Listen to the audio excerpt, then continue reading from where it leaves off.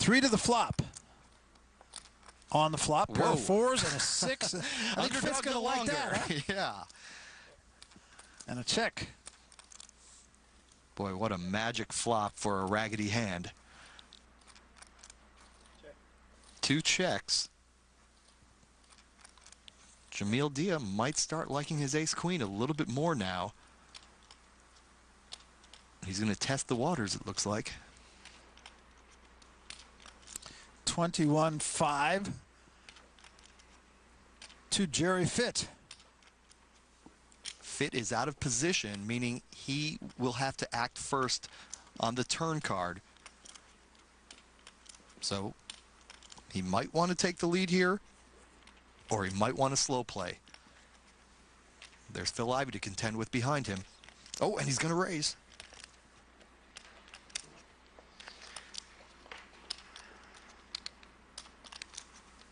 There's about 64,000 in the 60 pot. more. And he raises about the size of the pot. So a total now to Phil Ivey of almost 82,000 to call. Surely he will fold his king-queen. And I can't see Jamil Dia calling a re-raise here. I think Jamil Dia's bet was a tester. He got the answer he was looking for. And I think Jerry Fitt is going to get about all he can out of his ace-4. And honestly, Barry, when you have a poor hand like that that ends up flopping big, you need to maximize value, and I'm not sure that Jerry Fitt did. He got an extra 20,000 out of Jamil Dia. Perhaps by calling, he could have gotten a little bit more. Now, I could be wrong about this. Jamil Dia might just say, I don't believe you, and he might re-raise him, and then Jerry Fitt is going to be real happy that he raised. But I can't see Dia calling here. A lot of contemplation. Just you and me. It's you or me. Jerry should not have said that. I really don't think he should have said that. I think he has sent yet another message to Jamil Dia that ace-queen is no good, and it's time to play another hand. And you're absolutely right. Good call, Michael. As Jamil Dia just says, I'm not playing this hand. I will look elsewhere. And Jerry Fitt, still a pretty handsome payday, at least on this particular hand for him. So Jerry Fitt, who has been right up amongst the leaders for the entire run of this tournament, remains so at this table. Lots more to come from Melbourne. Don't go away. A beautiful night here in Melbourne, Australia, as you look across the Yarra River at the city of Melbourne. We'll remind you the PartyPoker.net Aussie Millions are brought to you by PartyPoker.net, the world's largest poker school. Play continuing at our main table now, and no secrets amongst these players, and cream, if you will, starting to rise to the surface. And we are getting very close to the prize money.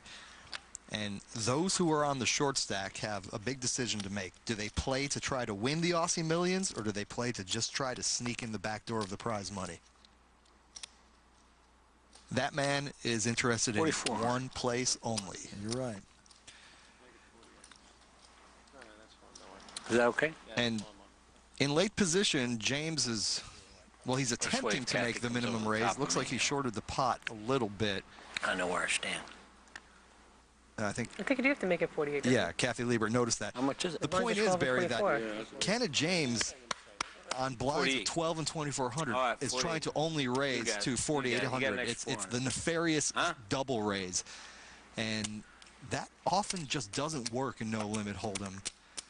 On the other hand, if nobody wants to play with him, he will be able to steal the blinds for a very cheap price. Kathy Liebert's going to play, though. Liebert has position. She's on the button. She's got a fairly decent hand. She calls. Cairns in the small blind would get a discount, but doesn't want to play with a king deuce, nor does Galanis with a jack 3.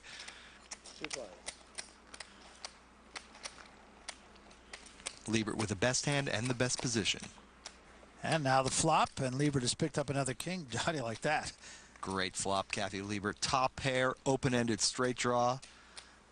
She'll She'll want to bet this for value, just in case Kenna James has a diamond draw. Doesn't want to let him see it for free. And that will be the end of the 5-4. Exactly, as James leaves it for Liebert to take, and all of a sudden, Kathy Liebert starting to work her way into this contest here, as she has gotten better cards and played them extremely well. Right now, we are going to take you outside for some bonus coverage where Jim Keating is all in against Billy Sukar. And you might be wondering how an ace-deuce gets in an all-in confrontation against a pair of queens. Well, when you get short Barry and you see an ace, sometimes you got to... Oh, look at this! Oh, my goodness. And Keating has spiked 2 pair. Sukar's going to need a queen. Does not get it here. Well, a spade could work, too. A spade or a queen. No.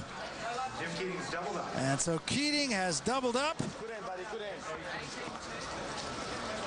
And takes you back to the old saying, there's a Sukar born every minute. Back to our main table now.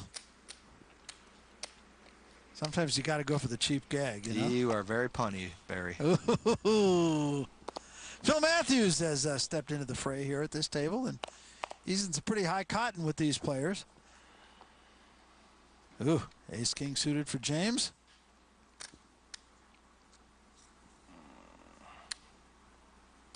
10-7. 10,700, the bet from James. Now that's a more typical kind of raise. The blinds are 12 and 24, so Kenna James has raised about 3 times the big blind. Matthews not going to have anything to do with this. Karen's with an ace-6. Very short, and he knows whatever hand he gets involved with could very well be his last, so he's looking for big tickets. Mr. Fitt, on the other hand, has more chips to play with, and he will put in the additional 8,300 to see a flop. Here is the flop. King 4 deuce, and it helps James. Now, the fact that there are no straight or flush draws out there at this moment could give Kenna James room to sandbag and slow play. On the other hand, Jerry Fitt has a lot of chips to shoot at, and Kenna James might want to try to build a sizable pot.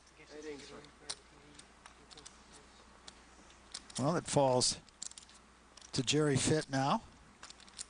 James has put in a reasonable 18,000 and change bet. Unfortunately, Jerry Fitt has no prospects. Pretty good fold, I think, from Jerry Fitt, and Kenna James will take what's there and be happy about it. So James wins this pot, and he still is amongst the chip leaders. We're coming back. Don't go away. Poker.net Aussie Millions. You know, when Michael and I visited the Crown Casino back in January 2006, had the distinct pleasure of dining at Silk's, Melbourne's finest Chinese restaurant. Silk's, a dining experience like no other. With great traditional Cantonese cuisine and impeccable service, this Chinese masterpiece fits in with the Crown appeal. The Asian-inspired design will transport you. Relax and enjoy a drink with friends in a grand Mongolian tent, or retire to one of the